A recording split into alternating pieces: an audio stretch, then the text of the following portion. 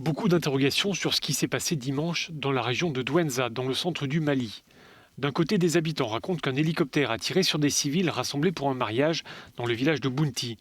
Des dizaines de personnes auraient perdu la vie. L'hélicoptère n'a pas été identifié. Question, qui dispose de moyens aériens dans cette région sahélienne? L'armée malienne et les troupes françaises de l'opération Barkhane. Du côté des autorités maliennes, aucun commentaire.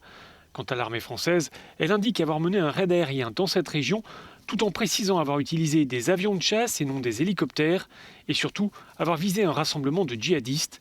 Pas de doute possible, assure un responsable militaire français, il n'y avait pas de mariage.